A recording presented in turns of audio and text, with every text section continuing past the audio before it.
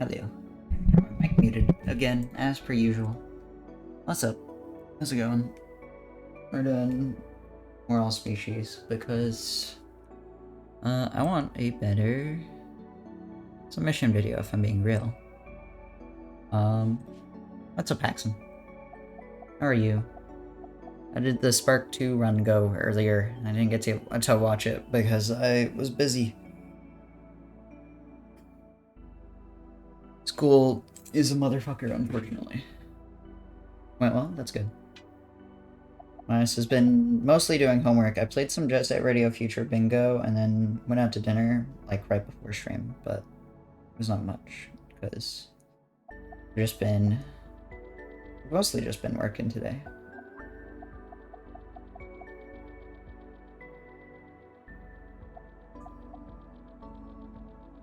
Okay. I believe we should be good.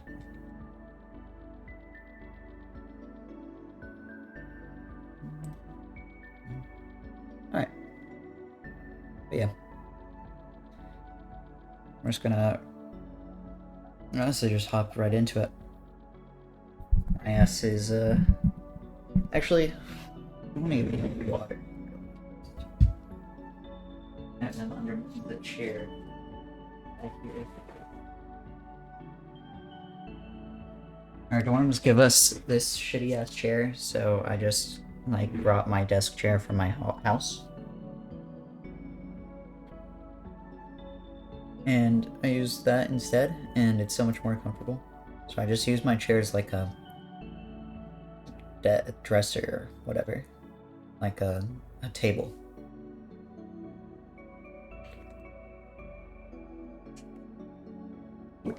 Anyways.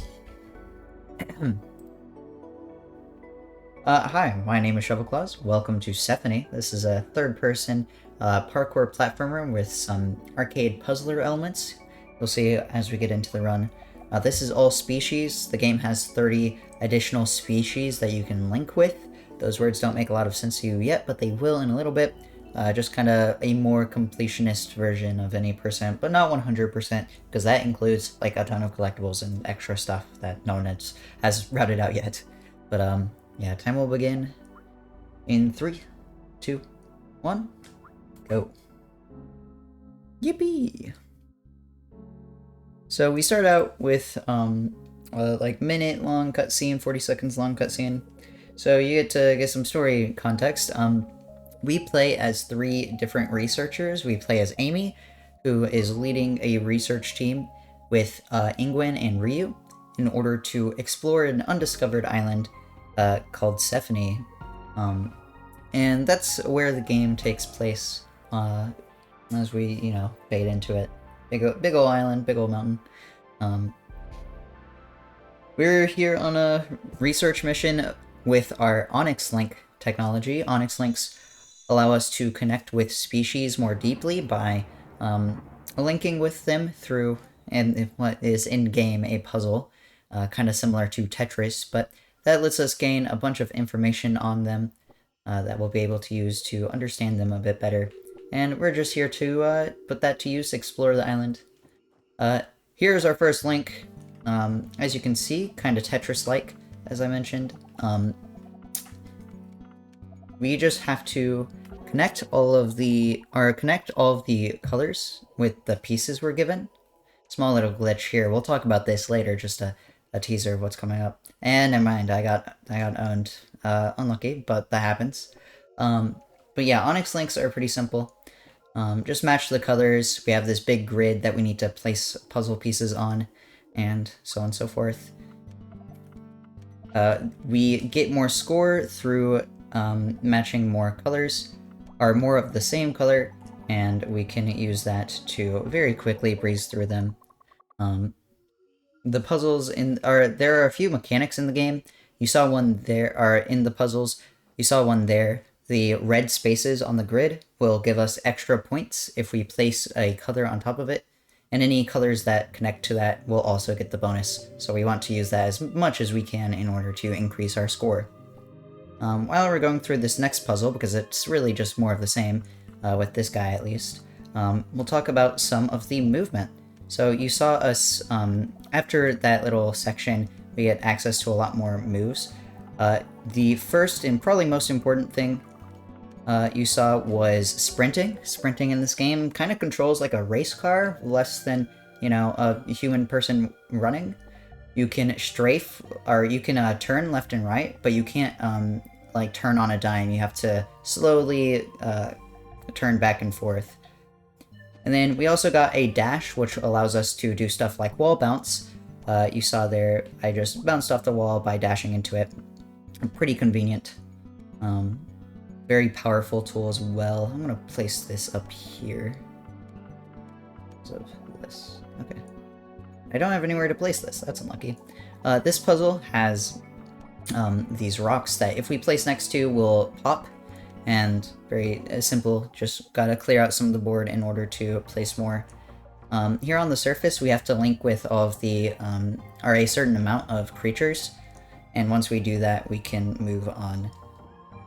We're not going to link with all of them yet. There are extra creatures that you won't see yet, but, you know, that's routing stuff. You'll see those later. This puzzle typically is where you don't want to connect too much of the same color, but I've gotten, like, really strange RNG, so I just have to completely abandon that in order to just get what points I can, but that's fine. But yeah, if you connect more than 5 on those score tiles there in that one, in that link, you'll end up losing the extra score, so kind of a twist. And then that's the surface split done. We have some cutscenes in between a few major plot points. So let's talk about the goal. Obviously, all species, a little bit different from any percent. As I mentioned, we have 30 additional links that we have to do with various creatures along the island that are typically optional, and we don't do them during any percent for pretty obvious reasons. But in any percent, we have to link with 5 key species, and we'll be linking with those 5 key species over the course of this run as well, just to finish out the game. But those 5 key species are deeper into Sephonie. They're not on the surface. They are in the caves of the island. So we have to explore deeper. Of course, we don't know this yet in the story technically, because we're actually pushed deeper into the island by a pollen storm, weirdly, and we're kind of scared of it, so we run off into the cave for shelter and then descend from there. But that's ultimately the end goal. I'm going to try not to spoil too much of the game's story, because this is a very story-heavy game. And you should just go play it for yourself, I think. It's pretty good. I like this game story. It's pretty weird, pretty interesting. But we're coming into layer 1 now. Each part of the cave is denoted by a different layer. This layer 1 has a pretty big skip we're gonna do on our way to our first key species. We're gonna dash across the gap there and then wall run. Wall running actually allows you to get your dash back so we can climb on up. And then we're going to wall run around this corner. What we can do is we can kick ourselves off the wall by jumping. And that wall jump will actually allow us to maintain most of our height. We only lose a little bit of height whenever we jump off the wall. So we can just go around that corner and get to our first key species, Thrascius here. Thrascius, this room has a fast cycle you can make, but it's pretty difficult because Thrascius is kind of like a pair of lungs and will breathe in and out. Very weird, but when he breathes in, he will. No, I'm not making that. Unlucky. When he breathes in, he'll reduce our gravity, and that will allow us to float on up very gently. I'm going to grab this checkpoint for later, and then we're going to wait on the cycle. The fast cycle you can make here is ridiculously hard. I have only hit it in practice. I've never hit it in a run because it is just very precise. But, no point not going for it. Unfortunately, that jump there I timed a little bit late, but that's okay. Thrascius is like weirdly difficult. I don't know why, but this platforming is just kind of vibes, and you have to time it well, and if you don't, you end up falling. These little purple things sticking out of the wall you'll see during the rest of the run will give you your dash back if you dash into them. And I fall. Okay, cool. This is a really rough Thraskius, but that's okay. Really? That's fine. Alright. And then just one more shortcut here. Just wait for the cycle. That's fine. Thraskius' platforming there is just strange. Sometimes you can get, or you don't have as much time as you think you would. But once we climb up, we're going to link with him. Thraskius has a mechanic in his link that doesn't really show up all that often, actually, but, you know, it's okay. The vent mechanic here allows us to, if we connect, or if we place enough of the, like, requested color, then we can end up getting some bonus points, that are bonus sections opening up at the top, and that will allow us to get quite a lot of points if we get good RNG. It's worth noting that what pieces you get are RNG from the links. I'm just going to pass turn, that's fine. I don't need that much more anyways. I need more? That's crazy. There we go. Rough. But yeah, what pieces you get are RNG. We can kind of guess based on where in the run we are, what pieces we might get, but it's kind of just guesswork. Because each species you link with actually gives you a bonus piece to use. You start out with a small kit, and then as you link, that kit grows longer and larger. And that will give us some more flexibility in what our strategy is, but for the most part, it's kind of just guesswork. You have to just kind of plan ahead. At least try your best to leave spaces on the board that make sense. Of course, doing that fast is pretty difficult. You don't want to think a lot on your turns. You kind of just want to rack the score up. At least that's what I do. But after linking, we just have a small cutscene, which is probably a good time for some quick donations. Hi, Lemmy. How's it going? Something something fish.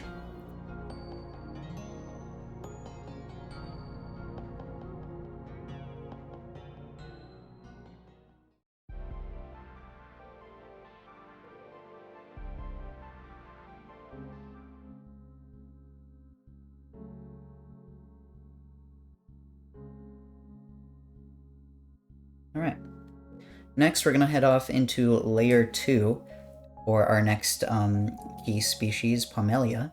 Pomelia will give us a new ability after we link with them.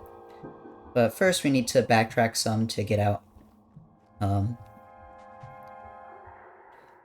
So we're just going to hop on over here. We won't see any of the optional links that we do in all species until after our third key species, which isn't actually that long from now, Candromida. That's just how the routing ends up working out. It's not really fast to go out of our way at this point yet. At least not from what I can tell. Of course, reroutes might happen as I get ideas, but so far. Alright, and then this is layer 2 skip. We're gonna do a little hop up there, and then if we can make it nice. Okay, I barely made that. You can wall run around that corner, and then into Pomelia's chamber. The game expects you to take a super long course around to glide on over there, but we're not going to do that. And then, of course, more wall runs over straight to Pomelia. That skips a little bit of platforming underneath us. Instead of having to climb on up, we're just going to run around. Then Pomelia is probably one of my favorite links in the game, because she has this really fun mechanic where she will have these little... this is weird. She'll have these little walnuts. I don't know how else to describe them. But these walnuts... do that. That's fine. These walnuts will bloom after a certain amount of turns, and once they bloom, we can surround them on all 4 of the cardinal directions, and then we can get bonus points after they get moved. Oh, I'm dumb. I could have gotten the... I'm just gonna go ahead and move them. That was weird RNG to adapt to, because I misplaced like twice, but that's fine. After the walnut blooms, it'll, if you surround the 4 cardinal directions, up, down, left, right, you'll end up, the flower will like teleport them into an extra score space, but that extra score space only works with certain colors, so we have to surround each one with a different color. So what I do is I try to surround the first 2 walnuts to bloom with red and green respectively, and then if you get good RNG, you can do that in like half a turn, maybe a quarter of a turn, like 5 different pieces. But of course, getting that good RNG is a different question. That RNG was particularly weird because I didn't get good pieces to place with the colors I needed, so I kind of just had to work with what I got. That's a lot of the fun of this game, I think. I think the link puzzles are really strange when they kind of throw you for a loop. But otherwise, Pomelia will also grant us an extra ability that we can use from here on out. After we link with them, we get the ability to connect with these little green flying guys. You kind of saw them when we were doing layer 2 skip. They just fly in place. You'll see them in like 10 seconds. But they will grab us with their tongues, and we will get kind of magnetized towards them, grabbed by them, and then we just head bounce off them. So that'll allow us to do a lot more moves. Not necessarily movement tech, but it gets us to new places, which is as important as actual movement tech. But after this, we're going to head off to Candromida. At least after a little bit of story sequence, we'll head off to Candromida. Candromida is the first of what I call the big 3, but we'll talk more about that in a bit. This little movement sequence is a cutscene skip. Unfortunately, I do not know how to count, so we're going to do that 3 times. I don't know what number comes after 1, so every time we do that, chat needs to count with me, but, you know, surely the game knows how to count too, I'm sure. But this is the Black Ocean.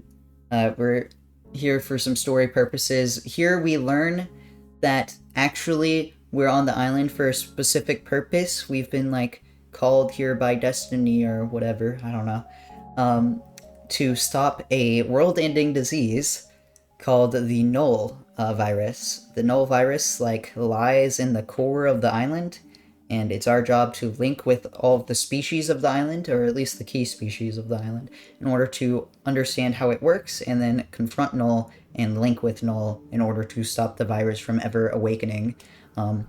Very strange. You can tell that this game was developed during COVID-19 because, what do you mean, world-ending virus in the center of an island? Yeah, sure. But yeah, we know our purpose now. We just have to link with all 5 key species and then link with Null. And of course, for all species, we gotta link with 30 extra creatures too, but we'll get there. Next is Candromida, as I mentioned. We're going to return to surface in order to cut back some of the backtracking. That will return us right to the entrance of Layer 1.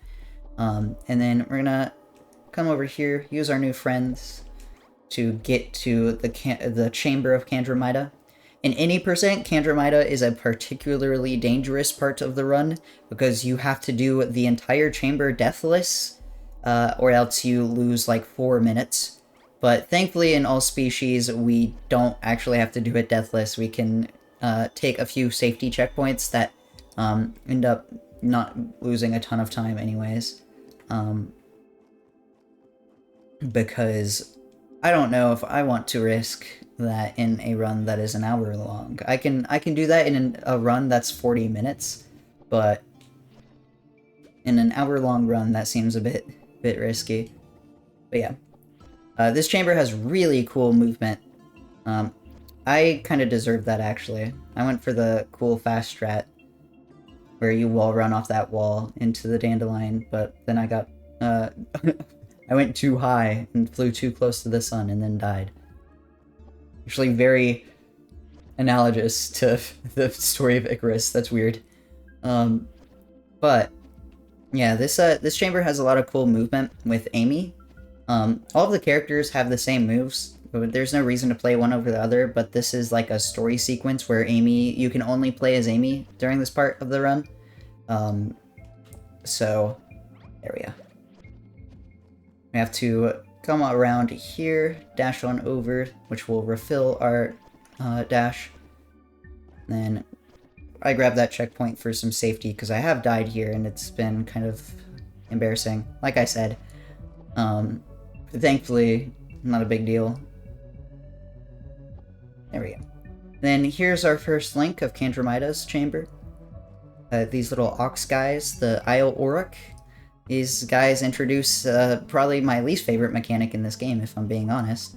The parasites. The parasites will eat your pieces, and it's very annoying, as you can imagine. I don't want my pieces that give me points to be eaten, but that was fast enough. Then we just return to our checkpoint up here and go on our way up here. Then I grab this checkpoint as well because that makes the respawn a little bit faster after we link with Candromida. Too low for that, but thankfully we're close enough to the little goblin dude that we can link on and recover that. You want to like wall run and turn around in order to wall bounce off the wall that you were just on, but that's okay. And wall bounce up here. Right, I have to wall run and wall bounce. Oh, didn't get enough height. Okay. I'm just gonna run around this way because this has a purple little splotch to get up. And this guy has same parasites, but a different mechanic. These little squares here will turn your pieces into certain colors when you place them on there. So we want to try to use that to our advantage. This has been pretty good RNG, actually. There we go. That was really good RNG. We made some kind of strange decisions, but that's okay. And then over to this dandelion. Here we're going to do a pretty important skip. We're going to grab this dandelion, land on top of the light pole, turn around, and want to line this up to where we can wall bounce up the side of the highway there. Very slim timing on that. And once we do, we can run to Candromida. There's one more species in this chamber, but we're going to do it after Candromida to make the routing a little bit more convenient. That way we don't have to go super far out of our way each time. Don't want to backtrack from where the last species is, because you'll get to see that after Candro where it is. It's really kind of out of our way. Candromida here has a new mechanic as well. These little charge orbs will open up after a certain amount of turns, and we can use those in order to gain some extra points. We got some pretty solid RNG there so we could use them to our advantage. Unfortunately, this piece is kind of in a weird spot, but that's okay. There we go. And I don't have anywhere to place that, but that's fine. Small amount of time lost during that.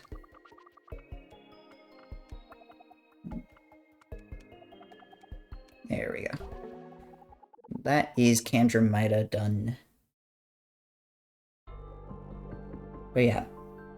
After Candromida, we actually get a new ability as well. Each key species will give us an ability. I think I mentioned that.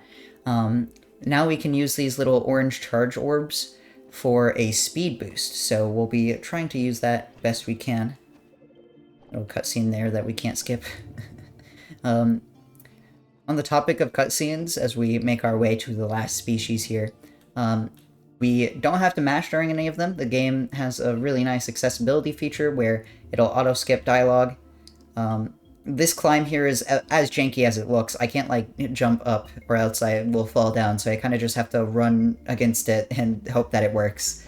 But very nice to not have to break your hands.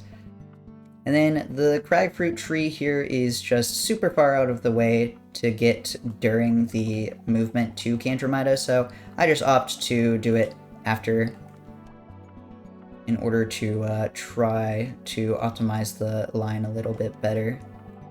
And then the bonding here, the bonding mechanic here is just when you have, or if you have 20 pieces, or 20 color of the same color connected on one of those extra score spaces, you'll count down that little counter there, and then once it hits 0, it'll open up a new space to play. I need all 3 of these. There we go. And then we're going to make our way out. Another aspect of the charge orbs there is that they will give you an extended dash, and we'll be using that for some skips coming up here in layer 3 that we're going to go to now. Before we get to layer 3, though, we have some more species to do. Climb up here to get to one of them. Thank you. There we go. This little guy who terrifies me, the Fly Reaper. Very straightforward. They have these little trash can pieces, which will delete your blocks, but typically not a problem. They're in places where it's not usually in our way all that much. And then next is the Quorosaur, who is me, if you even care. Look at this little guy. And this just has the biggest mechanic where if you have a combo of 7 or higher, it'll open up this center space for some extra points. Wow, I'm surprised I didn't open that. That was weird RNG for what it's worth, but wow, I still didn't open it. That's crazy. Game is rolling me. That's funny, though. Is here. These red slots that are just, like, blocking my plays are really, really weird. Okay, sure, we just get through it without even using the extra score spaces in the center, sure. Whatever, as long as we get through it, not that big a deal, but that's probably losing us some time. Then back through the office. Don't ask me why there's an office here. I couldn't tell you. And then on over to our next cutscene skip. And then into layer 3. Oh. There we go. Alright. In layer 3, we're going to do a pretty big skip to just immediately get to our next key species, because the routing ends up working out where we want to do all of the optional species after the key species again. So we're going to hop up here. This is like pseudo out of bounds. We use the extended dash, which allows us to also get a second dash off of it after it, off the wall to wall bounce on up here. This is like kind of out of bounds, but there is a collectible up here, so the devs clearly know that you can get out of bounds here. And that allows us to get to our next key species, Nemagonthi. Nemagonthi is where we're going to use that glitch that I attempted to do at the start of the run, but then got teleported back on shore because I was breaking the rules. So what we're going to do is climb up here, and then we're going to do something called a photo mode abuse. At least that's what I call it. Photo mode in this game is super powerful and allows you to do a lot of cool stuff. But one thing it does is that it sets your respawn point whenever you enter photo mode. So we can use that to slowly but surely phase through the death plane in the water here.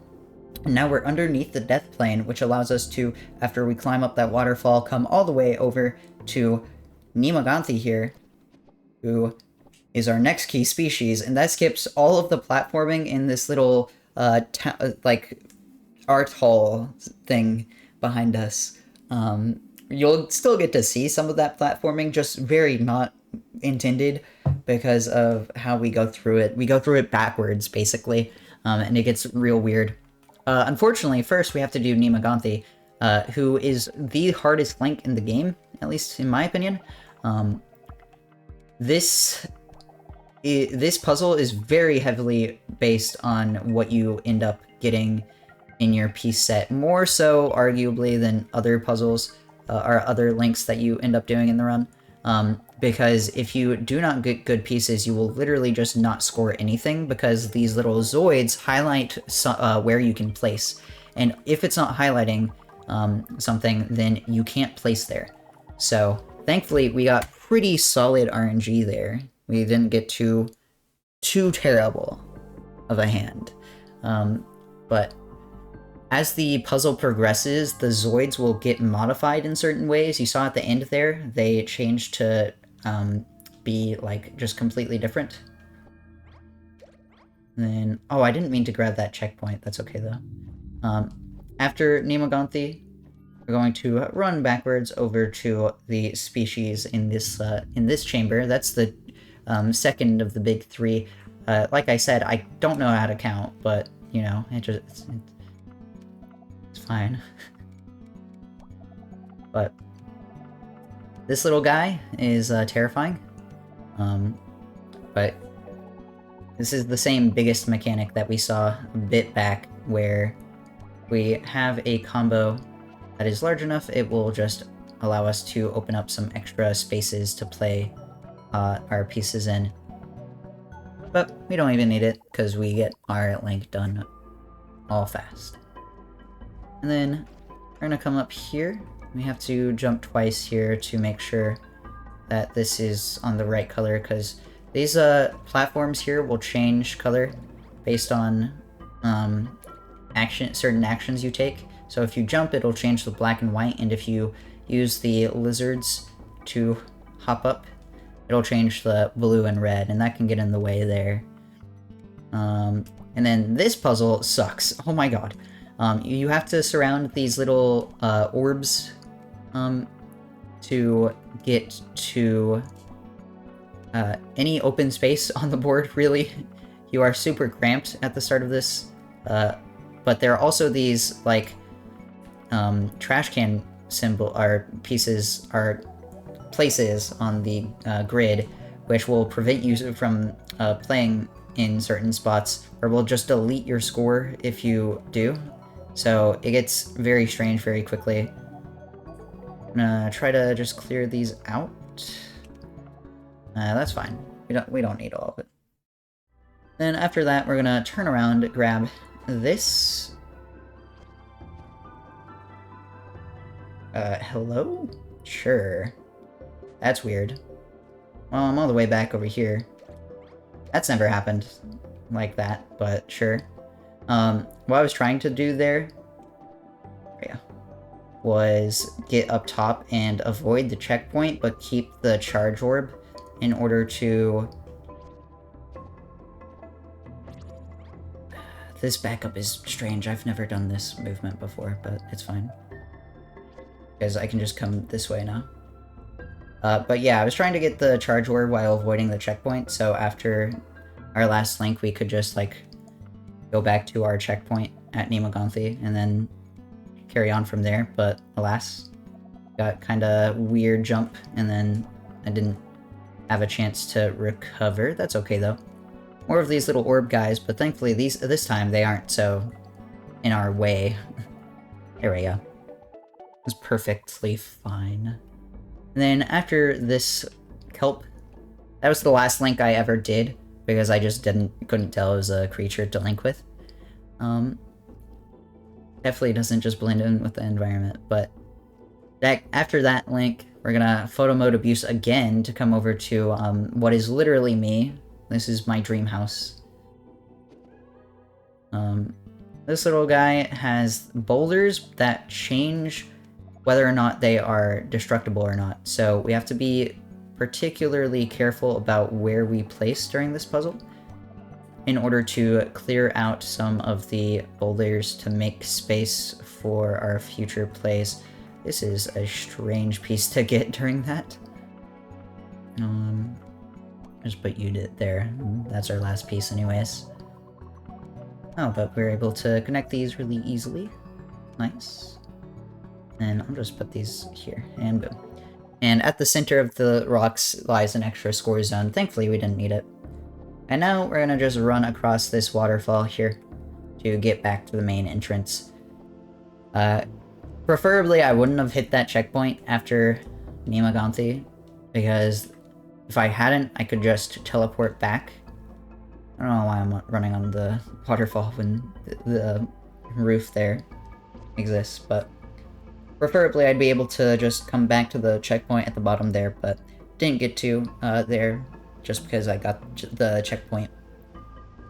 And then we're off to grab the species in layer 3 here. So this is the boring crab. You know, I feel like that's kind of a mean thing to call it, but the boring crab has honestly a pretty cool mechanic in my opinion. They have these little white spaces where if you are white pieces where if you cover them on both sides with the same color, it'll turn to whatever color is surrounding them. So we just surround all of or as much of it as possible to create a big combo to score off of. Then we're off over to our next species. We have to climb around here.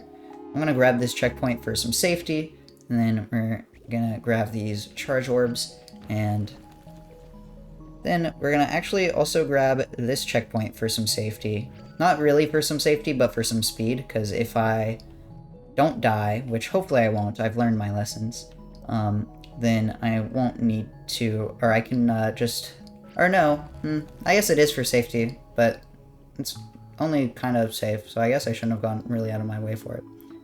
Because I realized that actually at the end of this sequence we just returned to surface. It's fine. But yeah, we just had to grab those charge orbs to break open the rocks, the rock there that covered up that cloud, so we could get to these guys. These guys are very friend-shaped. I don't like the fact they're called vulture locusts, but you know, I'm sure they're fine. Very nice link. Just some more color specific. What is it? Color specific spaces, or extra score spaces. And we're gonna grab some extra speed with the charge crystals there, and then hop on over to here.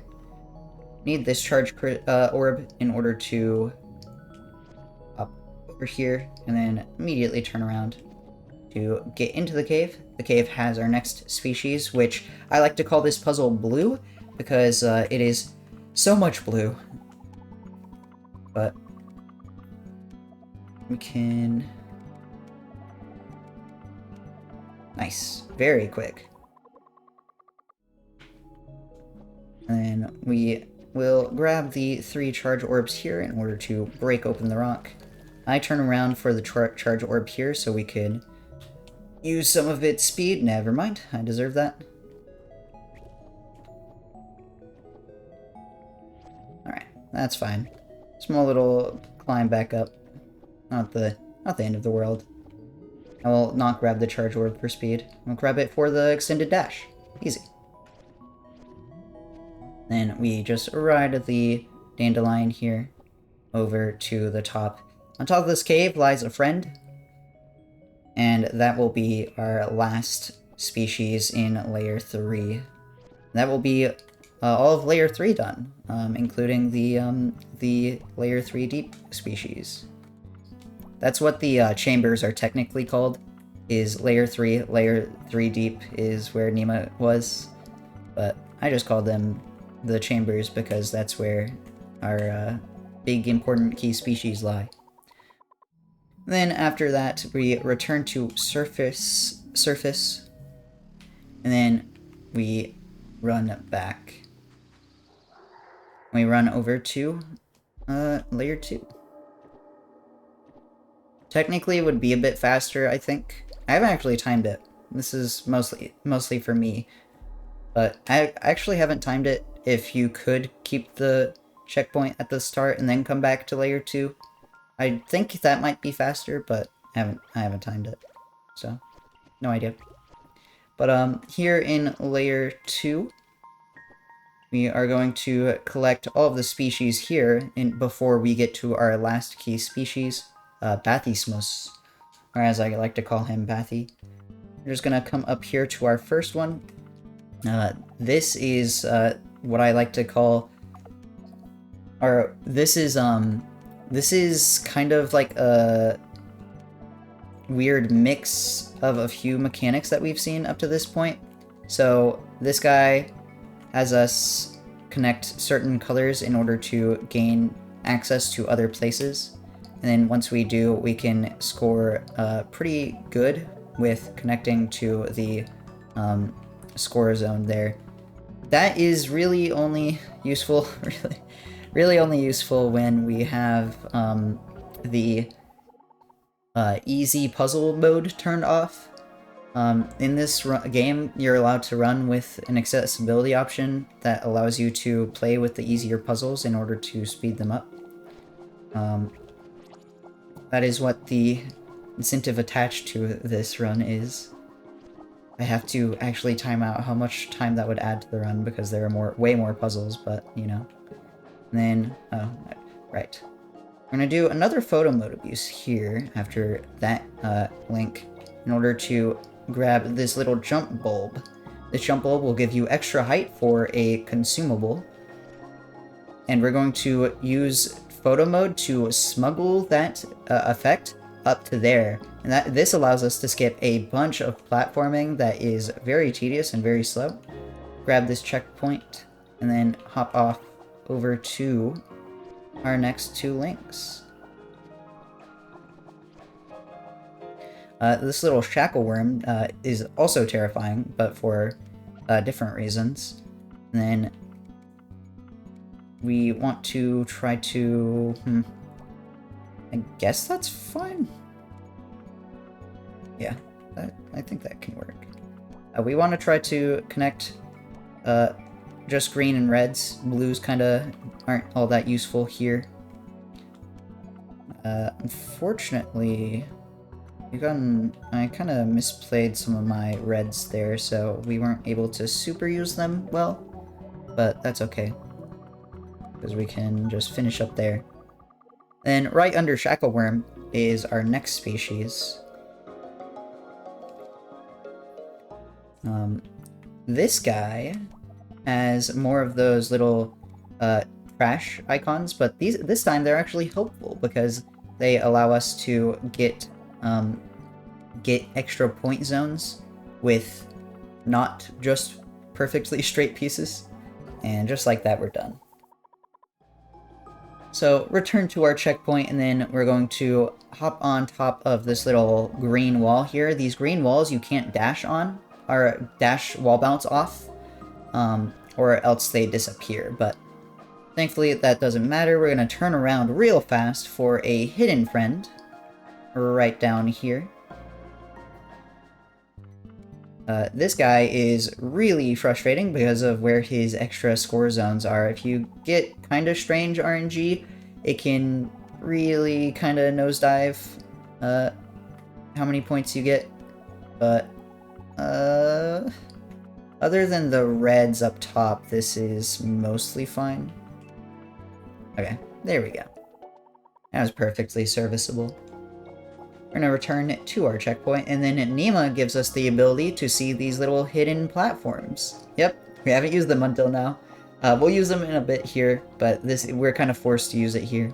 But Nima allows us to see those hidden platforms, which will take us into our last layer, our last chamber, layer 3 deep here. Layer 3 deep only has 3 extra species, and they're perfectly along our path to our final key species, so we're gonna just head on down. This species has these little rocks that are these little slimes that will spawn rocks that take 2 moves, or 2 pieces to destroy, so I try to destroy them before they become a problem and end up blocking us everywhere. I forgot to split I realize. That was a really fast interbathy. I think I got everything. Okay. Yeah, I did. And then we're gonna run on up to this corner. This corner allows us to skip a lot of the platforming here because we can just wall run and jump up here. There we go. And then we're going to climb on top of the mushrooms here to do a small little skip here. The train station here is really slow. It has this kind of slow moving platform that we don't really want to wait on. And we don't want to get messed up by cycles or anything either. So we just climb on top of it and then wall run around. And that's awkward. I'm all the way back at the start. That's okay. Never hit that corner like that before, but that's fine. That's acceptable. Yeah. I'm just gonna climb back up. Please, Ryu, cooperate. There you go. Thank you. I haven't mentioned it yet, but Ryu's my favorite character, and this is his, like, trial or whatever. There we go. Big jump. There we go. This is also my favorite trial in the game, or my favorite layer in the game, because of the aesthetics. I love the little weird rainy city covered in nature. It's pretty cool. This game and all of this game's aesthetics are pretty great, but particularly this area is really cool to me. This Link, this RNG is very weird. I don't love it, but it's okay. This Link has these little synthetic rocks or whatever that can only be deleted in a sequence, so we have to just do the sequence, and then that will open access to some extra score zones.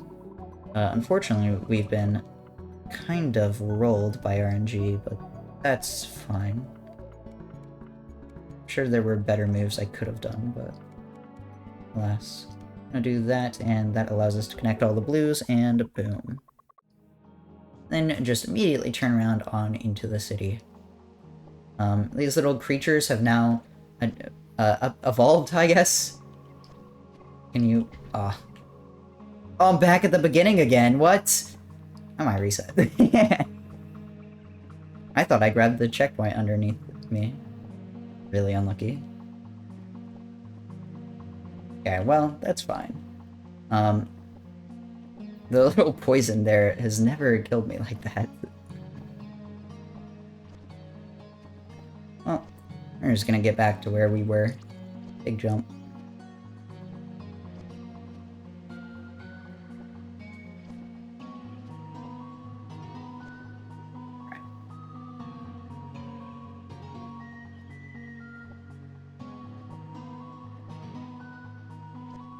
What? Can I save this?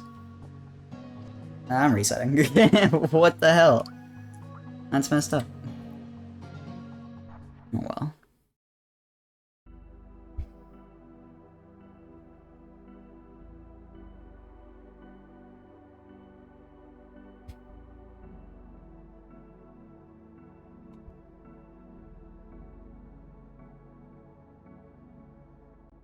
That's really annoying.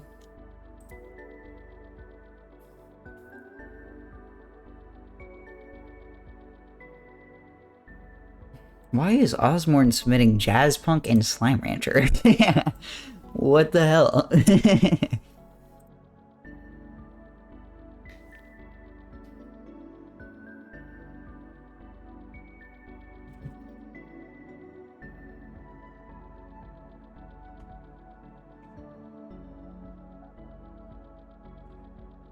Well, that's fine. That run wasn't amazing anyways because of the beginning, but that's chill. Let's run it back.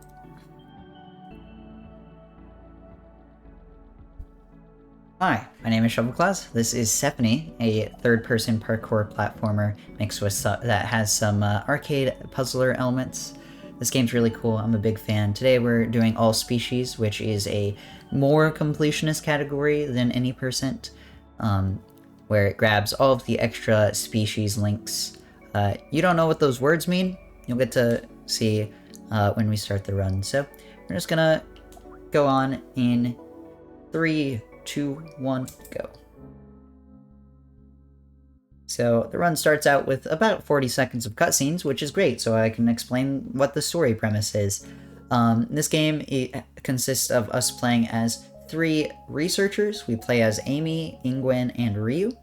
The 3 researchers are on a trip to Sephonie Island, which is an undiscovered, unexplored island, and their job is to take the Onyx Link technology and link with all of the species on the island.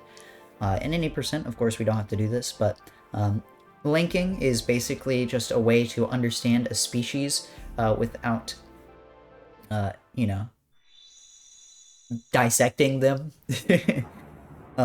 So links are just very simple. Come up to the species and interact with it.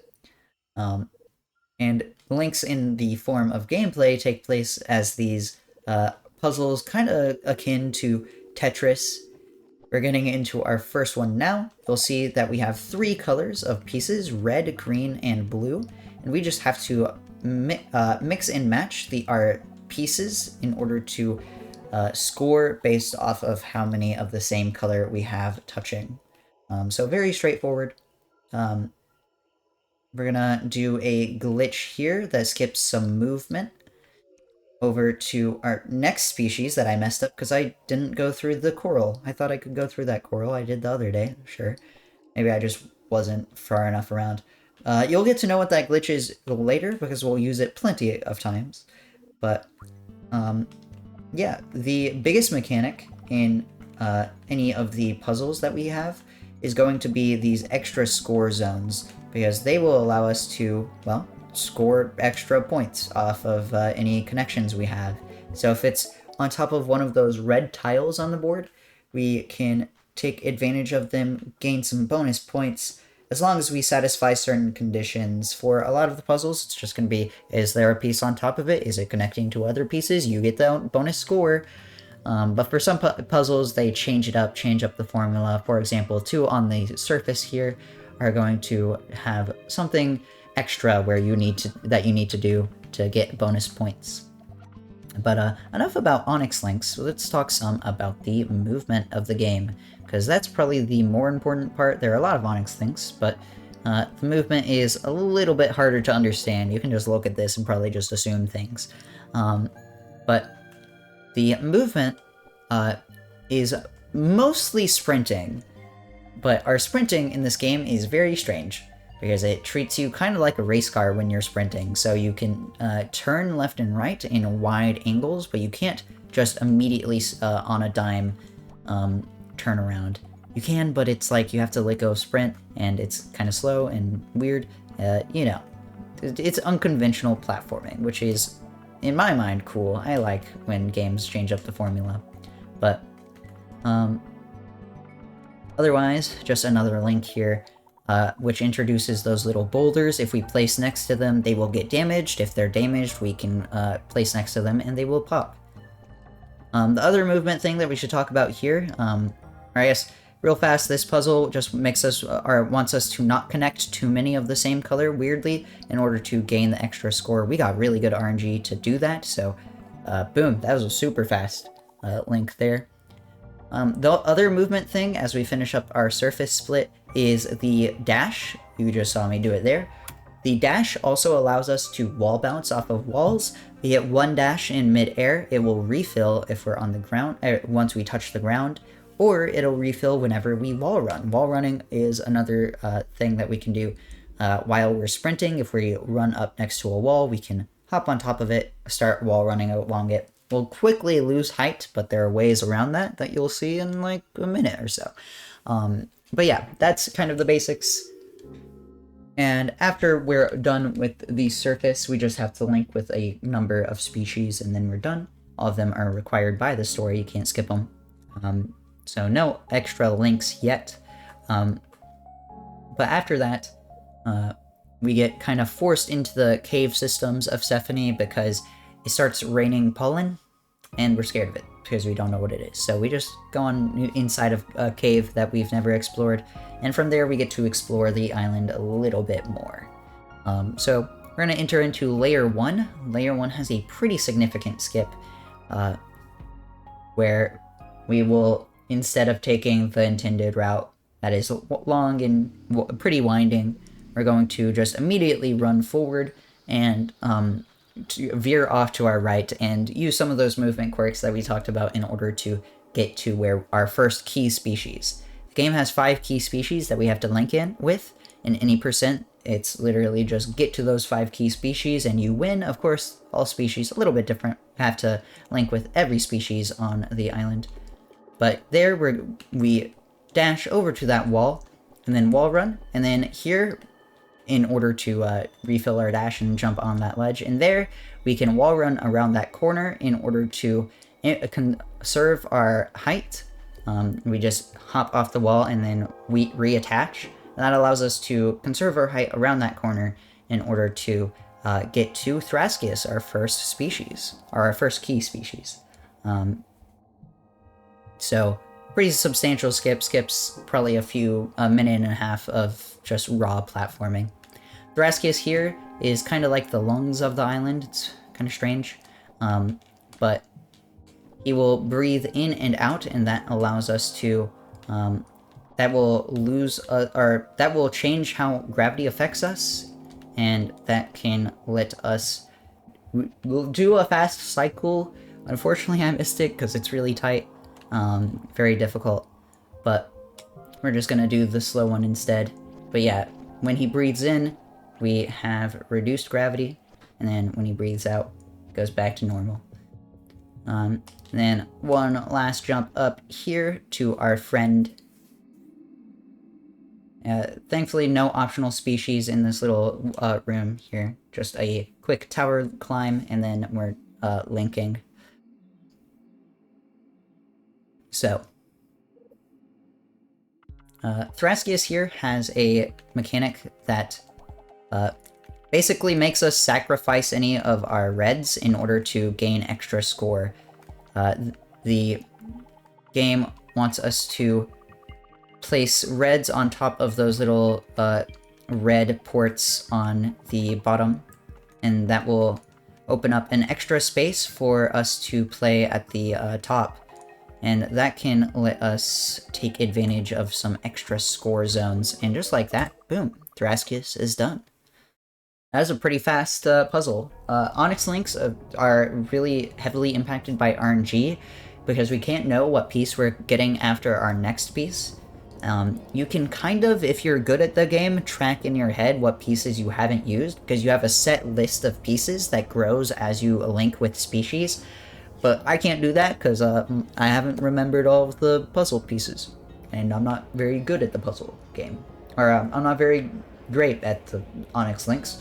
I can do serviceable enough. After each key species, we have a little cutscene. This guy is just like me for real. La Fish, La Chocolat. But we have some time for just some donations real fast. Also, ads run in 1:30, so hooray. If you don't want the ads, you can sub to the channel, Smile. Or get Twitch Turbo, I don't care. Or use an ad block, that's probably your best option.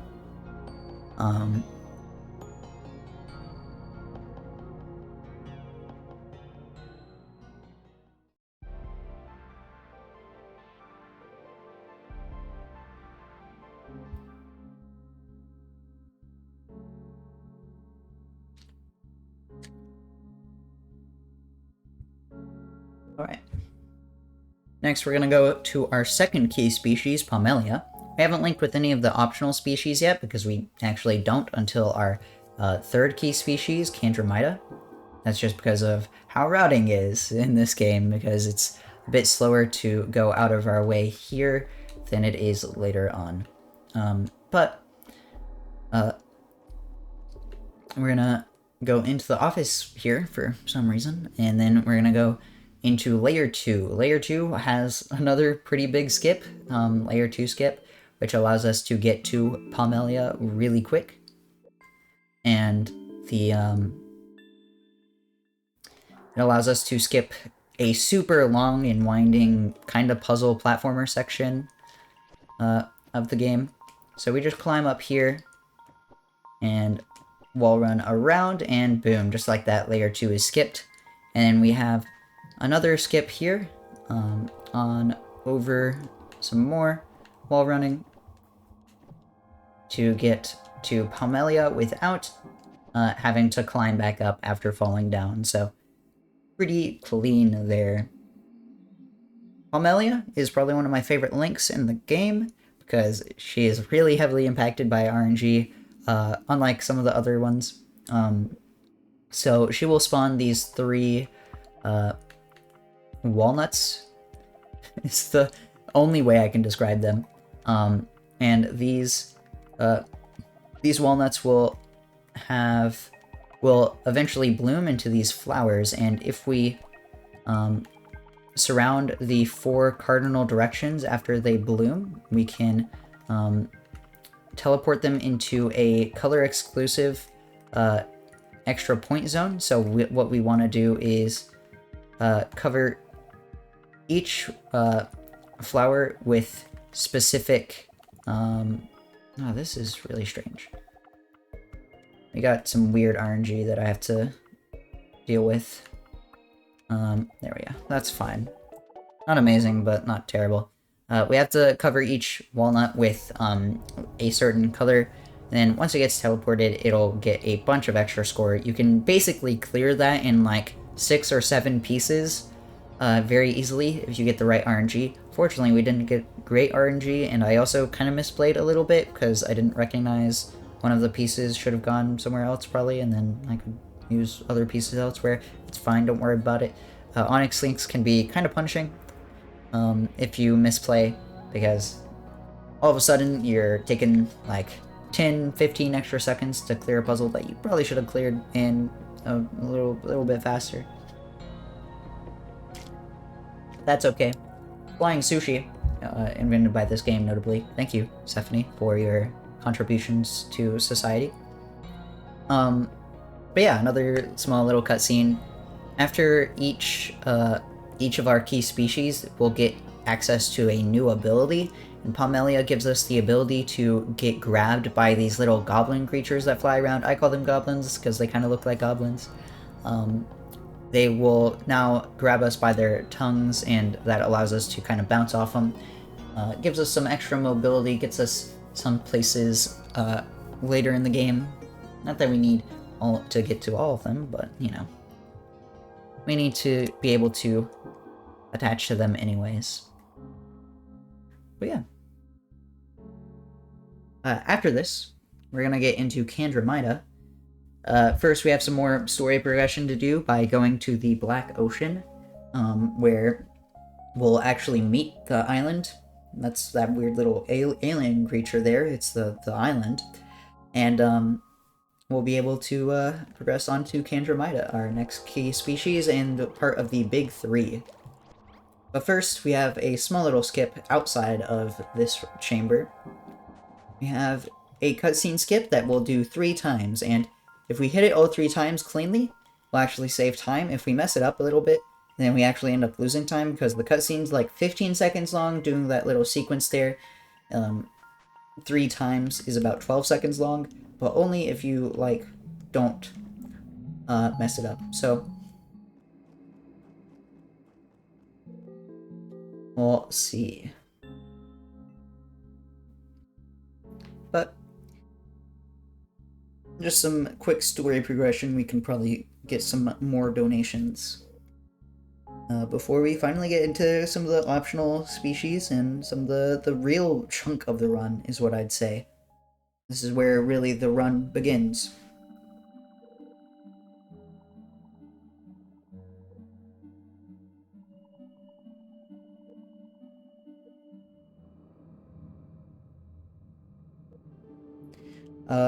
Quick objective update, by the way. We have to stop a world-ending disease that lies at the core of Sephonie, and the only way we can do that is by onyx linking with Null. But first, we have to onyx link with the 5 key species of the island in order to understand its ecosystem. better. So yeah, that's all fine.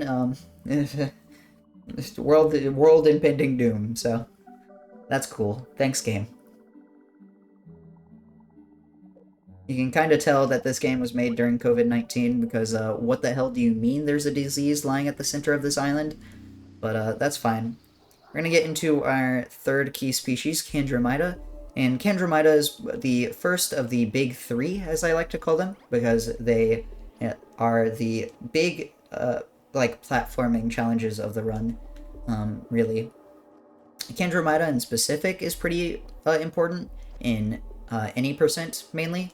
In all species, it's a lot nicer, but in any percent, we cannot die during this entire segment after picking up one checkpoint. So it's a really scary part of the run where you have to be very careful to not accidentally fall down into the water here. But yeah, we'll be grabbing some extra checkpoints here because for all species, it's not actually all that much slower and it's not as optimized anyways. It's also longer, so I don't want to risk it. But yeah. This chamber actually has some of my favorite movement in the entire game. This little jump over to this goblin here to attach to their tongue to get up here. And a dash over, the wall run to refill it, on up the purple splotches on the wall, which refill our dash, which allow us to climb on up. And then we're going to grab this checkpoint here after bouncing off the highway. This checkpoint right before our first of the optional species. There are 30 optional species. Each one has, you know, their own unique challenges to them. And this one is probably introducing one of my least favorite mechanics in the entire game, if I'm being honest. This link has the parasites here. The parasites will eat your pieces. They will just move in a line and eat up anything they come across. And it is very frustrating to have your setup like ruined by them completely because you couldn't take care of them. Grab this checkpoint, and then we're not going to have any more checkpoints after this, so if we die, we end up falling back all the way over there.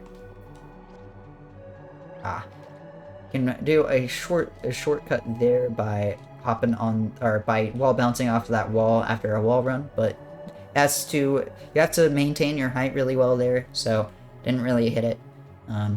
You were close. Thankfully, it's not death if you just miss it, so that's okay. Wall run, jump up here to our next species, the Charge Viper here. Kind of the same deal, except now we have these pieces that will turn our pieces certain colors. So we have some extra wiggle room with some of our combos. But we also have the bacteria to deal with, little parasite guys, so we gotta be careful. Thankfully, pretty good there.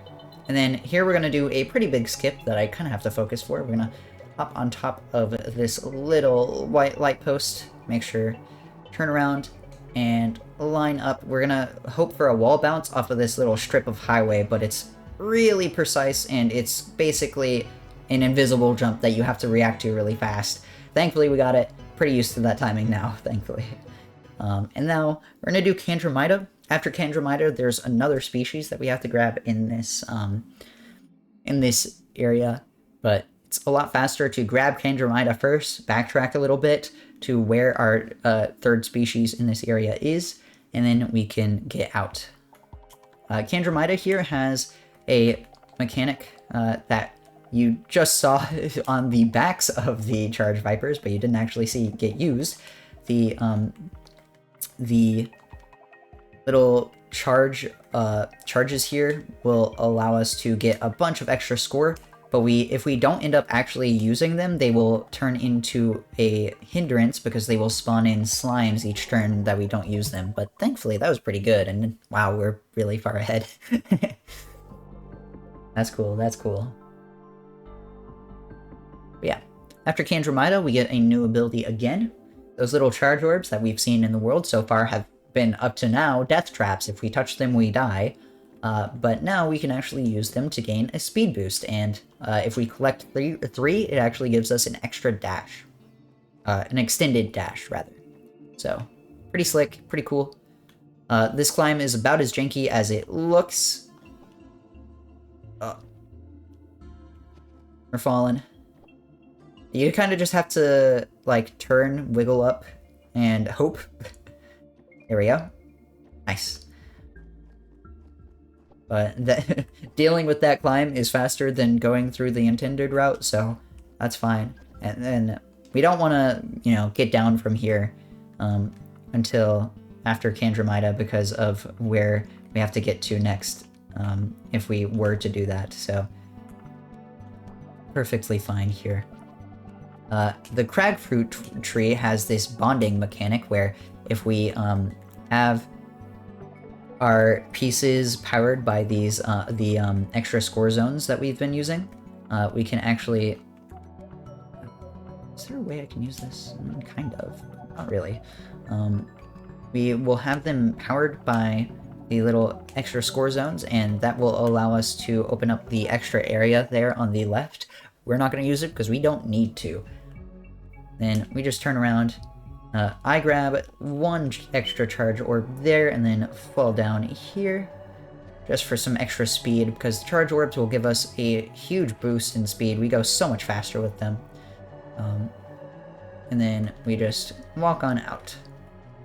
We can't return to surface like you saw after Black Ocean to get back to the cave at the entrance of Layer 1 during those chambers, unfortunately. So we kind of have to...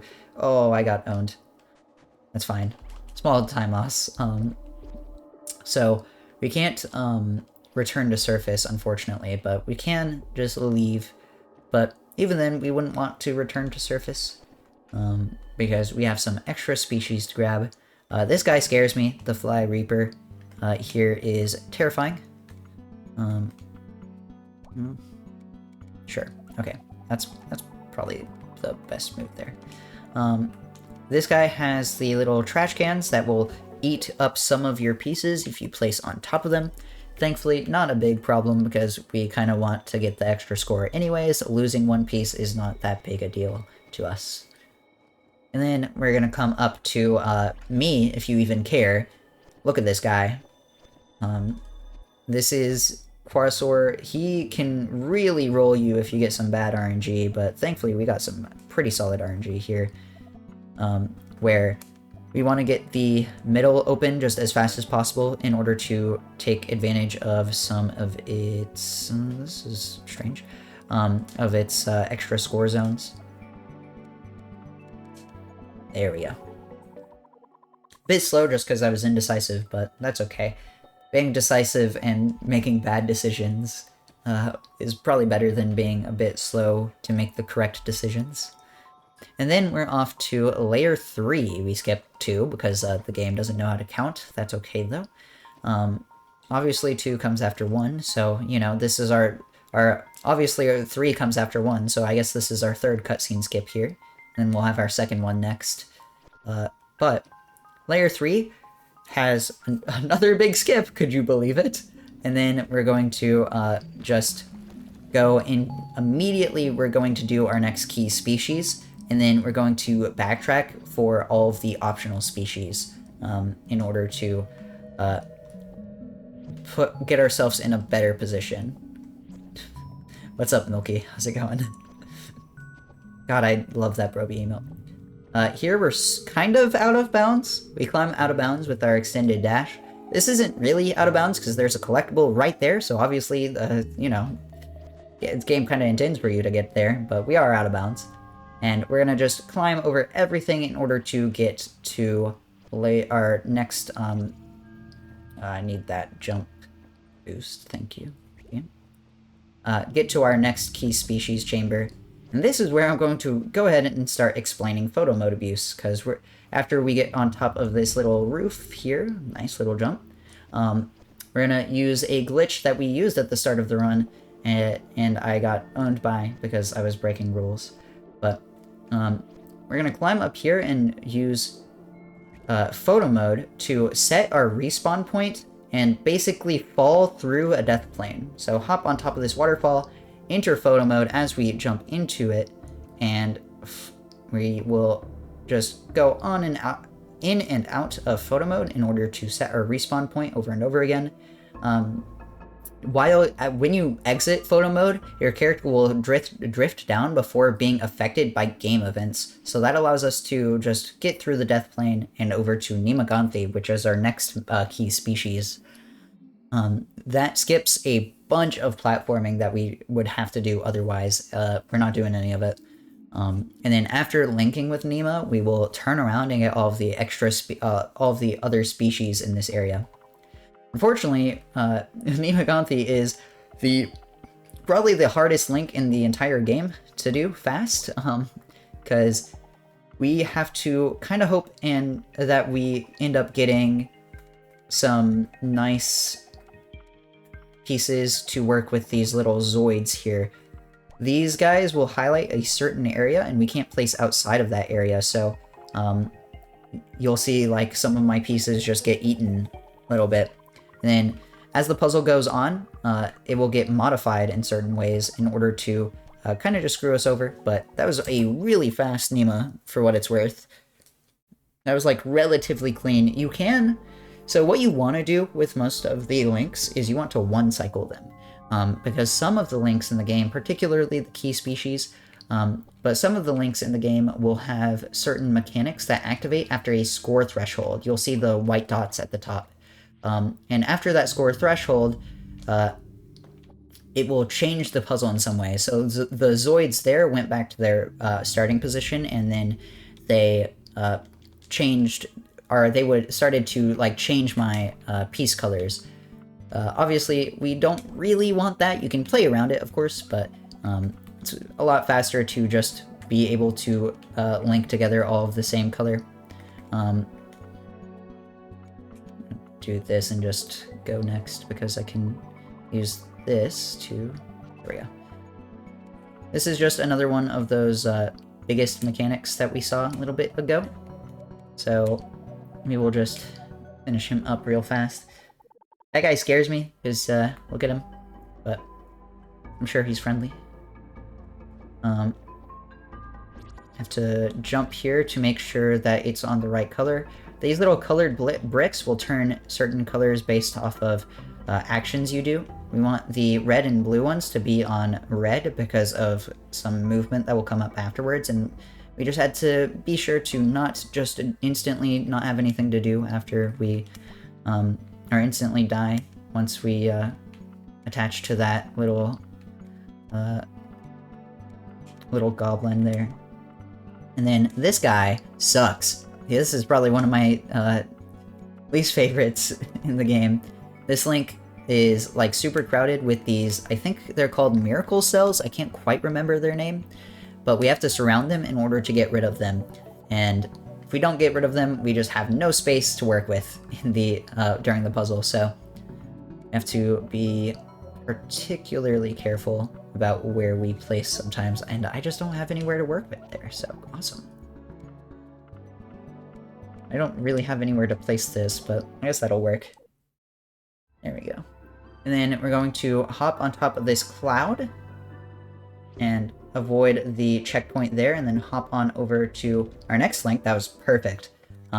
This has the same mechanic, except it's a lot nicer to us because it is not just crowded with the like trash can blocks that will also just delete your pieces because the game just hates you. So we can fill this one up a lot faster. And then after this, we'll be doing another photo mode abuse to someone who has taken my dream home from me, unfortunately. Octopus friend over here. But yeah, just run on over. And God, I wish this were me. This looks comfortable, and you can't tell me otherwise. This guy is a pretty simple link. Can be kind of troublesome if you get bad RNG, but, you know, I guess that's all of the links in this game. He has the boulders that will, like, change if they can be destroyed or not. So they can kind of get in your way, as they did there. But at the center here is a bonus point zone, so we can try to start using that to our advantage here. Or not, because we still haven't really cleared out enough. I'm just gonna go ahead and reset there so we could. There we go. At least get some extra points, even if it's not a lot. That was kind of rough. Some bad RNG. And then after all of that, we'll just reset to our checkpoint to go all the way back to the start of the layer. And that's layer 3 deep done. All of its optional species links. But we have some species links to do here in layer 3, starting with the boring crab, which I don't think he's boring at all, because this guy introduces probably one of my favorite mechanics in the game. These little white cells here, if you surround them with the same color, will turn into whatever color you surrounded them with. So you can really quickly get some... that was strange to deal with. Really quickly get a pretty big combo going with them. And then we're gonna turn around, link on up here, and go back to the start of the area. And we're gonna grab a checkpoint at the start there in order to make some of the backtracking faster later. But first, we gotta get there, get all the charge orbs here, and boom. At the start now. I will grab the checkpoint, and then we will begin our trek to some of the other species. I have to grab all 3 charge orbs here in order to jump around here, break it from that side, because otherwise it won't get destroyed. I'm not really sure why one side of it is destructible and the others aren't, because it's all one big rock, but don't worry about it. And then avoid the checkpoint, but grab our friends here, the vulture locusts, which I'm sure are friendly. Don't ignore the vulture in their name, but these guys are certainly creatures, and would be a fairly fast link because we've been getting solid RNG there. Nice. And then we have a little cave to explore here in a second. So what we're gonna do is grab these charge orbs and use the speed boost to get on over. And as long as we don't fall, nice, that was clean, over to the cave here. The cave here has what I like to call blue, because everything in this puzzle is blue. So we want to just build up as big of a blue combo as we can. Thankfully we got this piece, which is only blue, so very convenient. There we go. Perfect. Very clean. And then we're gonna turn around, grab these charge orbs, and then break this wall down. You can turn around to get the charge orb there to make this little wall run faster. I'm a coward, so I don't do it. And avoid the checkpoint again, grab the dandelion, and sail on over around, because there's a friend on top of this cave. I guess there are 2 friends if you count the goblin, but more importantly, we have this guy, the Feather Knight. This just has more of those white cells that allow us to get a really big combo very quickly. Kind of placed that long piece in a weird spot, but should be okay. I don't have anywhere to put this. That's okay. There we go. Very nice. And then we'll revert to checkpoint to get back to the start, turn around, and we're in layer 2 now. In layer 2, we're going to actually just... Wait, can I do the cutscene skip from here? I sure can't! I didn't think about that. I haven't done that strat before. That's funny. I'll have to lab that out. Anyways, there's the cutscene you're not supposed to see. I broke the secret. Oops, my bad. I definitely think this is faster than returning to surface after all of that. There we go. Then we're gonna climb on up here, because we're on our way to the last of the big 3 and our last key species, Bathysimus. Or as I like to call him, Bathy. But first we have to get all of the key species, or all of the optional species here in layer 2. This puzzle has us linking all of one color in order to gain extra real estate. So if we link enough red, we'll get access to more area to play some greens in, and then we can use that to our advantage to get more area to play blues in. There we go. I was waiting on that one piece because I knew I still had it. That's foresight for you. And then we can just place all of these here. And just like that. Easy. I love that emote of Carson like kissing his camera. It's good. It's good emote. Then we're just on up. Nice. The wall run there. Here, we're going to do a photo mode abuse, but in a little bit of a different way. We're going to put our respawn at the ledge here, grab the jump bulb there that increases our jump height, and then we hop on top of here, and this allows us to skip a bunch of platforming by wall running around this tree. What's up, Frizen? We're doing a submission for this category that I just routed. I didn't want to grab that checkpoint, if I'm being real, but that's okay. Then we'll going over to two real fast species here. This is the shackle worm, which need. This guy is a weirdo, but that's okay. Trying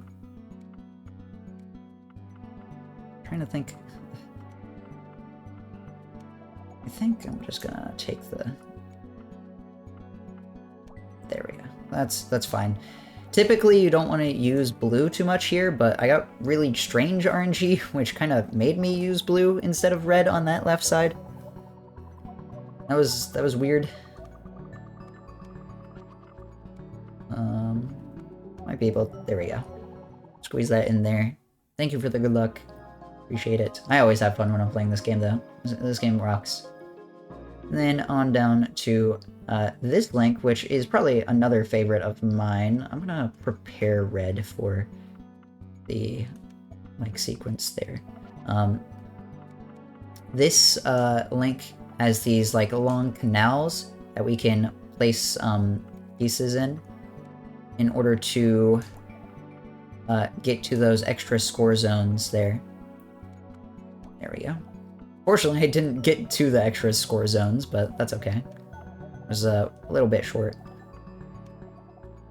But we should be able to just squeeze something that... Oh, I wanted to connect those blue pieces, but I got kind of rolled. Seems a bit weird. Is it blurry? Did it go blurry mode? No, it's fine. Alright. We'll revert to checkpoint and then climb on over. Game camera. Okay, I see. And grab this checkpoint, and then we're going to turn around and hop around to secret little friend. Little guy. Little dude. What's up, Bites? And then this guy has these kind of strange extra score places that we can play in, but after that, we're gonna revert to checkpoint, and then on over to Bathy. This is Nima's extra ability, which we got, which I haven't mentioned until now, because it hasn't been relevant, and I missed the wall bounce. That's cool. This Nima allows us to have see these hidden platforms here, and we have to use that to get to our next key species, Bathismus.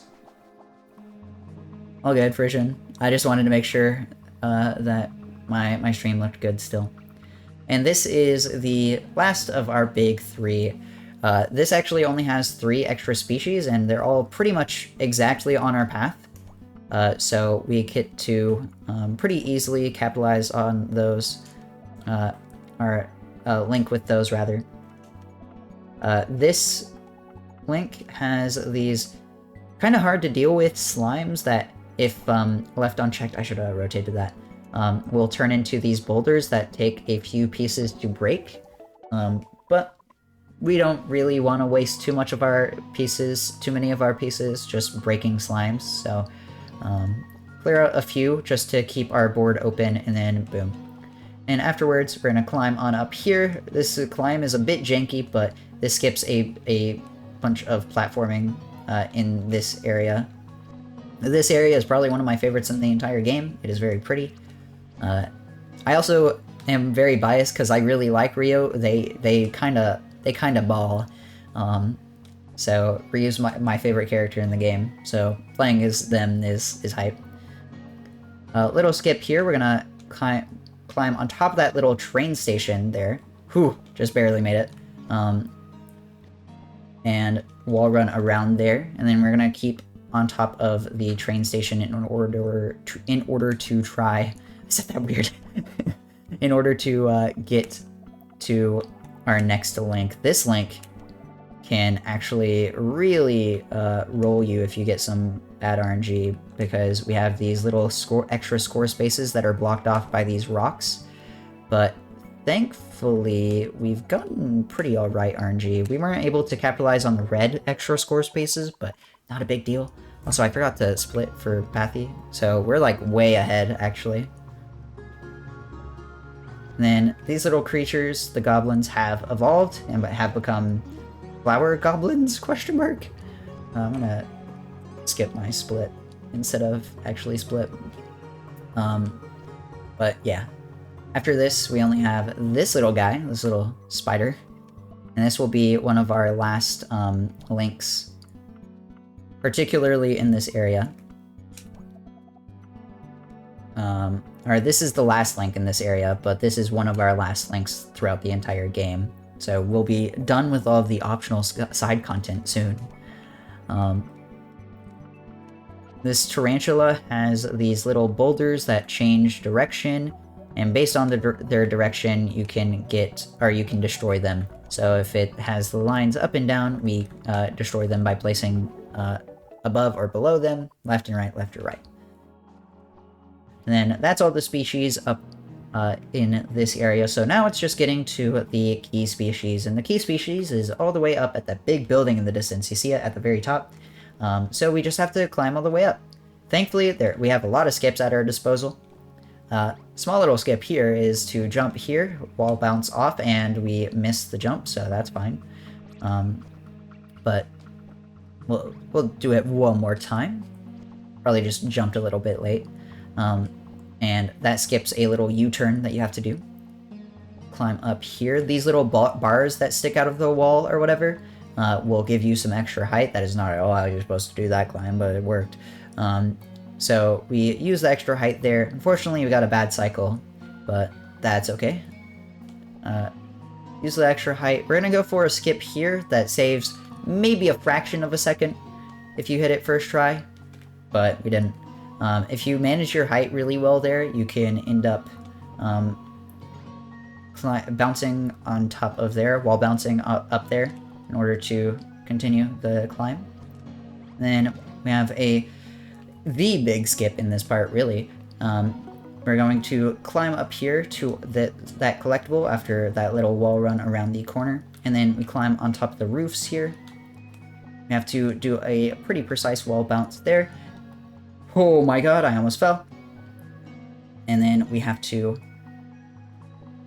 use a lot of our coyote time there. Thank god for coyote time. Oh my god, how did that work? That's crazy. Just barely dashed on top. I don't know how any of that worked, but it worked. And we should be in the clear, assuming disaster doesn't strike. That skip is a lot harder than it looks, but thankfully, despite everything going wrong, we managed. But yeah. And then right on there is Bathismus. So once we link with him, we'll be on our way to the end of the game. Yippee. But yeah. Bathismus is kind of a problematic puzzle in the run, because if you get bad pieces, you'll end up not really being able to capitalize on his mechanic. On the board, he will spawn these little pollen-looking guys, and if we want to destroy these all in one swoop during our first turn, and we want to try to save up some blue pieces in order to capitalize on them next turn. So that's why I'm placing some of the blues like away from other ones to kind of just score on them next time.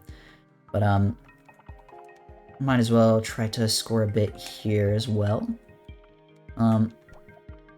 But we want to clear out all of the pollen, and then they will evolve into slimes, which have an extra score space on them. But that extra score space only works on blue squares, so I'm gonna place this here, and we should be able to capitalize on that. There we go. I'll just do that. Trying to think what pieces we have. I think this is a better spot because we want to. That's fine. There we go. I was just waiting on that one piece to fit in. But yeah, we want to be able to capitalize on all of the blues there. Now we just have some backtracking to get out of this area. So we can have some donations about 20 seconds. We're gonna return to checkpoint and then hop on down. But we're on our way to endgame.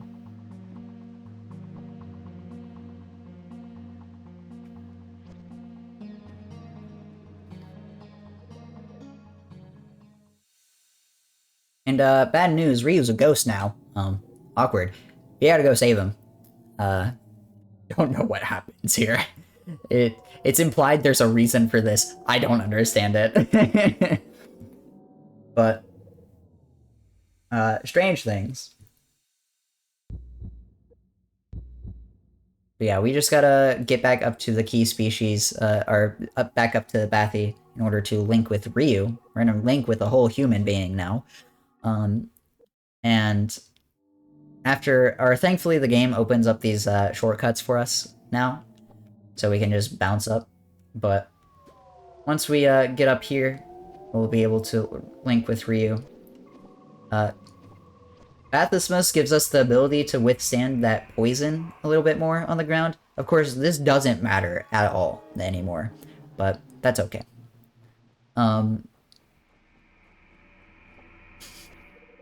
So true, Sench. But we're linking with Ryu, and Ryu, inventor of gravity, gives us gravity in this puzzle. Thank you, Ryu.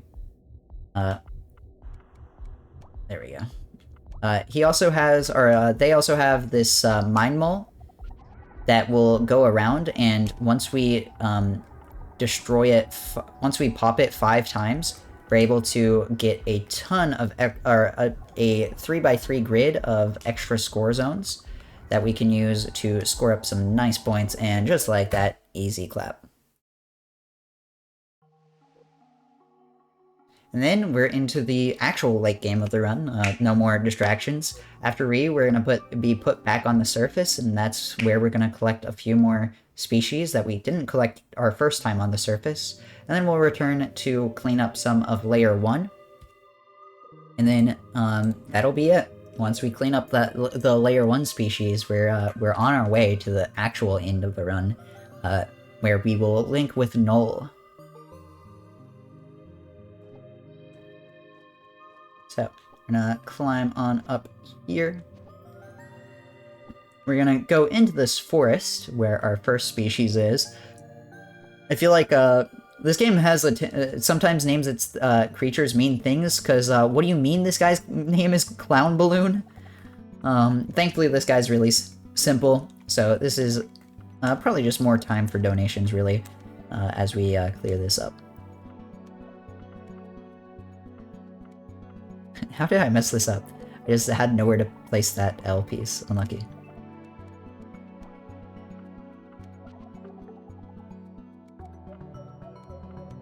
There we go. That's fine.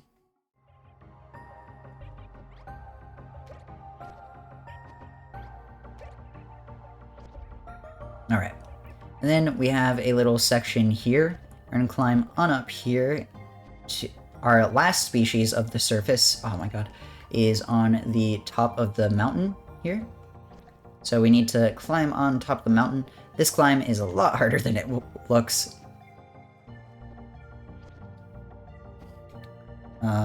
On over. We're going to... Nice, dash up there. Very clean. Then we just have little trek up the mountain, little hike. Can you? Wow. I was gonna test something because I'm really far ahead of my PB, but alas, game hates me. You can. Nice. Okay. But we're gonna link with the bird up here, and that'll be it for the surface. This guy just has a lot of space that we need to clear out first before we can really start scoring. A bunch of slimes in the center and a center bonus score. And then after that, turn to surface, and we'll be on in layer 1. And then we only have 2 more species here. Thankfully, we can grab this checkpoint, and Nima is going to help us out by allowing us to climb up here way faster than we would be able to otherwise. That's why we saved these 2 until the end, is because that path is so much faster than just going here earlier. What's up, Paulo? Maybe Clown's Balloon is just a funny guy? You know what, maybe you're right. Maybe I'm looking at this too rigidly as a clown unenjoyer. These are just more mechanics that we've seen before, so we can you know, get some donations more, or we go into the long stretch of the run where kind of got a focus mode, game mode.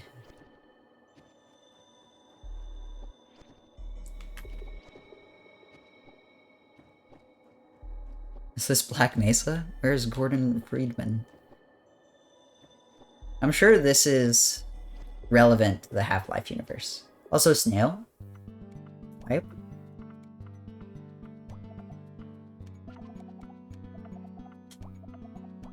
Oh, I should have rotated that, whatever.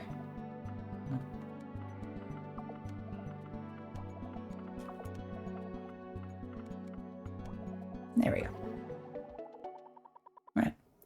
After Snail, return to checkpoint, and then we're gonna go on down each layer. Unfortunately, oh my god. Unfortunately, there isn't a way to fast travel to each layer, so we just kind of have to get down first. Just on the way. And then we don't actually have to do the cutscene skip here, since I done goofed earlier in the run. But that's okay.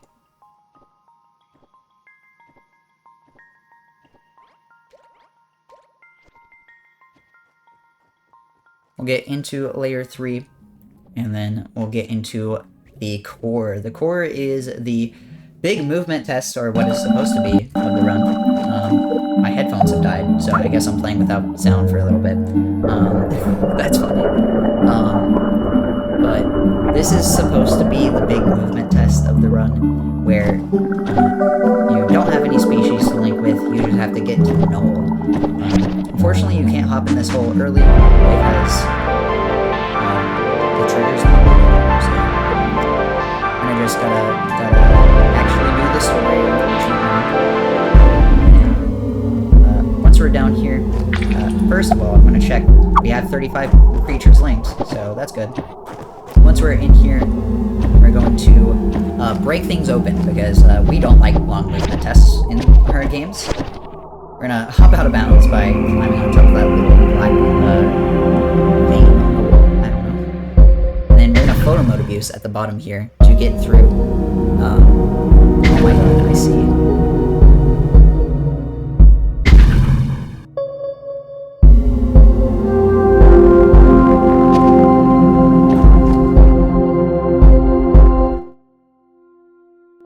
Oops. Oopsie, sorry. Jesus Christ. I don't know why OBS, like, hates me. Apologies, chat. Thank you for letting me know. I think I would have seen it anyways, eventually, because it got all red, but OBS hates everyone, so true. My ass is gonna have to turn that down in post. Anyways, core is, very gnarly. We're gonna break out of bounds and photo mode abuse through the lava, and then we're gonna do it again, but up through the lava and not down through the lava. So we're gonna spam dash on this little wall. Thankfully, we get our dash back every time we dash on this wall, so, And just... There we go. Should be good. Nice. Oh my god. We're not good. Mayday, mayday, mayday. Can I make it back through? That'd be really hype if I saved that. That's kind of funny that I'd save that. I'm just clutch like that, you know? Anyways, let's do that climb again.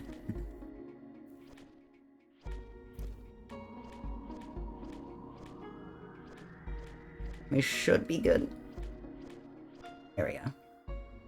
I just missed my dash somehow. That's really funny. And then we're gonna grab our 3 charge orbs here to grab our extended dash, and then wall run across here. This used to be so much worse, but thankfully I found that alternative strat. Used to do something so much worse. And we're gonna climb on up here. Long movement test has become one glitch to skip half the chamber, and then actual movement, which is cool. So hop on up here, dash on up. These little wall run dashes are super satisfying to pull off. We've been doing them the whole run, but they're worth pointing out here because they help us get on up. Oh my god. Missing the dash on this one. This one is like weirdly precise for what it's worth, but there we go. Then we just ride on up here. Here we're going to do a photo mode abuse. It's kind of similar to what we did earlier with that jump bulb to carry the jump bulb up to that ledge. So we're going to go into that little chamber there that has the infinite dash, and that will allow us to have infinite dash all the way through to the end of the chamber. And that is very helpful because it skips this long movement puzzle that you're supposed to do, and will also allow us to, boom, right on into core. Or right on into null. And this is the end of the run. We just have to link with null. I can get a sub-hour here if I play well, which would be pretty cool. But we'll see how null goes, because my PB null was terrible. Unfortunately, the headphones dying, causing a ruckus in core was funny. But that's okay. I'll just edit that down in post. But yeah, this is just where I put my shoutouts and stuff, and then probably a few more donations right before the end. Since this is just a bunch of story cutscenes to wrap things up. Go play this game for yourself. Smile. It's $20 right now, but it was on sale for $7, and I think $8 for this game is like a steal. It's like unreasonable, but this game's really good and very fun and pretty hype. I really like its movement. It's very unorthodox with its movement, at least I think, but it's very cool. It's very fun to master and break the game open with.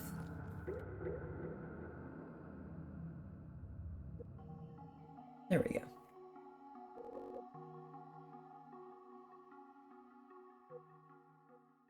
I am Sephonie's strongest soldier.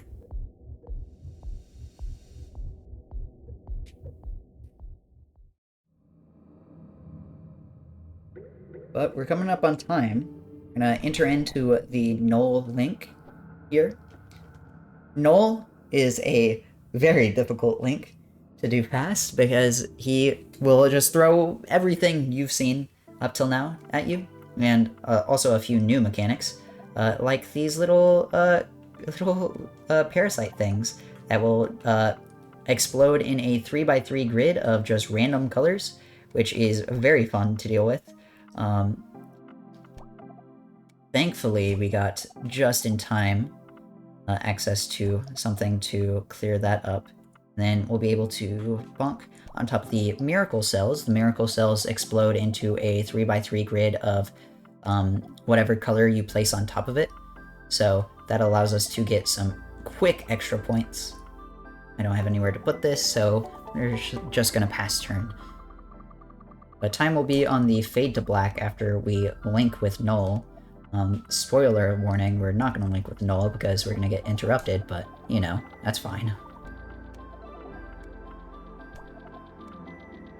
I'm gonna actually pass turn to capitalize on the score from the blue tiles there before the parasite, like, exploded. And then we'll be able to probably finish up here. That wasn't it? Oh my god. I thought that would have been it. Because you don't have to hit all of the points there. There we go. That is time. Just barely missing sub-hour. Unlucky. But yeah, that's Sephonie. That's all species. Has a lot more movement than just base any percent, a lot more of the links as well. I have to do a run of that without the easy link puzzles on, because I need to see the timing for... Ugh, God. I need to see some of the timing for the incentive. But, yeah. That is Sephonie. Thanks for watching if you did. Appreciate it. I wish all species had a leaderboard, because I would be the only one on it, but, you know, I think this run's fun. But, yeah. That's it. Bye! Bye! Bye! Hooray! Stop my recording. That was good outside of the audio issue. But, that's funny. That's fine. I can just trim that down, or turn that down in post. But I literally charged my headset. Like, my cords are all fucking tangled too. This is a nightmare. Anyways, I literally charged my headset before going live, like a few hours ago, which my headset typically doesn't die that fast, so that's crazy. There we go. Yeah. Jeez, you were right. This is very loud. This is loud even in my ears. Yeah, there are trains in this game, so you'd like it. But I think that's good for submission. I will do that probably later tonight after I like edit it together. Anyways, I feel pretty good about that. Can I turn this down more? I literally turned it down and it did not turn down. There we go. But yeah. I'm pretty happy with that time. I'll get a sub hour eventually, I guess. It's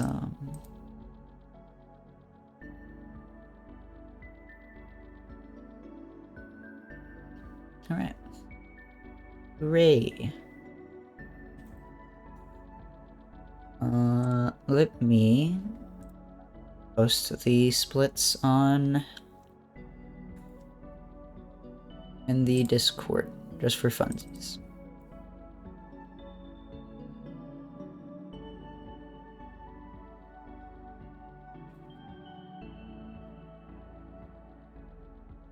You know what, I realized I should make my, like, timer smaller, probably, because that font size is pretty big.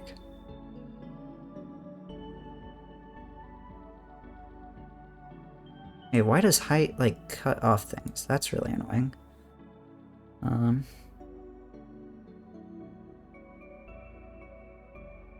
I not, like, make the timer smaller?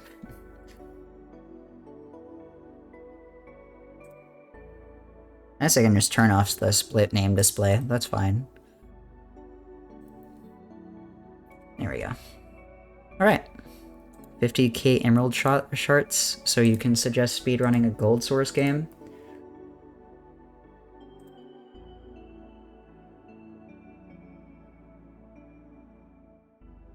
I mean, I own Half-Life 1, so theoretically it's in the realm of possibility. My ass would not get very good at it, but I would try. I'd probably do scripted, because that makes bunny hops so much easier, and my ass is dog shit at bunny hops.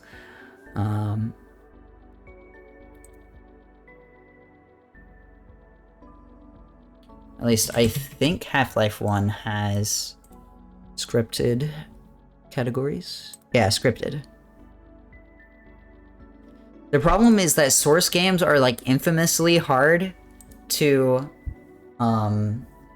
like set up for speedruns. They have like so much setup. It's really annoying. You have to do like 80 different commands to run optimally. Like Portal has this problem really bad, where you have to get a save file set up. You have to set up a bunch of keybinds for quick save, quick loads. Fucking, oh, it's a nightmare.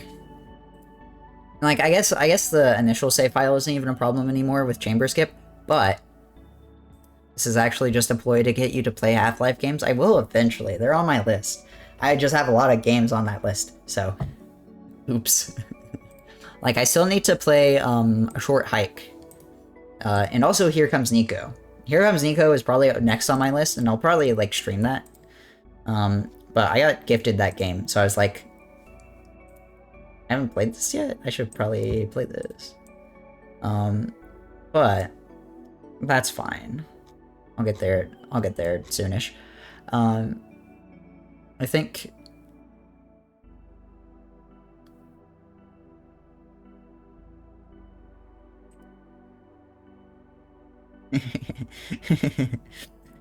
You're funny.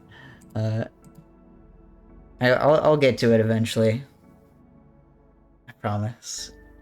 I don't know. I have a lot of games on my list. That's just how it is, though. Being video gamer. I've heard really good things about Short Hike, and I got it for... My friend already had it, and he bought a bundle with this game, actually, and A Short Hike. And I played both of... Or I've played this game a lot, because I really like it. I have not played A Short Hike yet, but I'm going to, eventually. But, you know, that's fine. I think that's gonna be it for today, though. I need to go get my submission video recorded, or, like, edited, since fucking God hates me and killed my headphones in the middle of the run. But, I have a JSRF bingo match at 2:30 a.m. Woo, yeah! Woo, yeah! So I'm gonna lose my mind. Thank God for Australia. It's fine. But yeah, bingo at 2:30 in the morning. It's okay. I'll be alright. But we're gonna go to, I think we're gonna raid Brian Otto, because I also would like to watch some Halo. Brian Otto is doing Halo 3 co-op. I'm really excited to see this if it gets into SGDQ. Exactly, Hero. Oh boy, Jester Up time. But thanks for hanging out. Thanks for watching, gamers. I might stream tomorrow. It depends how much the 2:30 a.m. bingo match kills me. But you know, that's fine. I'll also say I found another cool platformer. That's like Sonic 3D Blast, but like good. So $20 though. Fuck. So I can't buy. So I can't buy that. Yet, but I will. I am definitely interested because there's a demo of it and I played it and it's really good. So it's fine. Anyways, go hang out with Brian Otto. Go wish their group some luck. I'll see y'all around. I'll probably stream soon again ish. I don't know. It's kind of depends, but yeah. Thanks for hanging out, gamers. Bye.